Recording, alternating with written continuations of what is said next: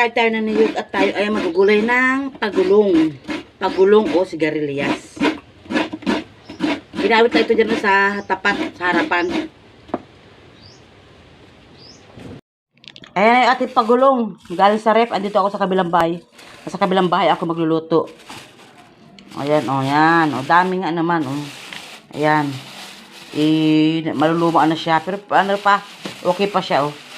Masarap dito sa sinigang, pero ito ay gagataan natin. Yung niyog na kinayod natin. At ito yung ating pang sahog. Ayan.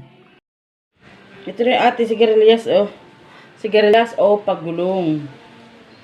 Sa English, ano kaya tawag dito sa English?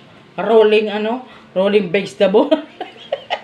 Marco, tawag dito sa English? Rolling vegetable. Ano ba tawag dito sa English? Yung pagulong na ito. Pagulong o sigarilyas. Hindi ko alam talaga tawag dito sa English. I-search natin kung anong tawag dito.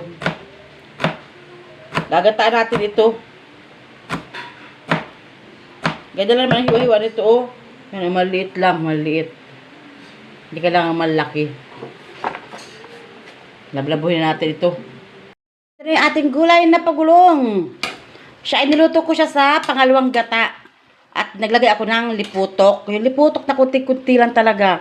Yung niyog ay nilagyan ko ng kaunting-kaunting tubig na maligamgam. Tapos ginumos ko, yun ang ulo ng gata, tinabi ko. Tapos ginata ko siya uli. Kaya yun.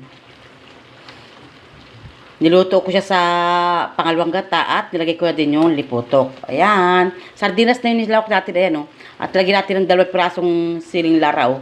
Pinutol ko para mas lasa. Yeah, sarap-sarap niyan. Yan. 2 minutes na lang, luto na yan. Ew, sarap. Ang tagal ko nitong dinakaluto. Nitong mga nakarang araw, lagi na ako nakaano nito sa sinigang. Nilagay ko sa sinigang na isda o baboy. Ngayon ako nakaluto ng ginataan. Tagal na panahon. Sarap!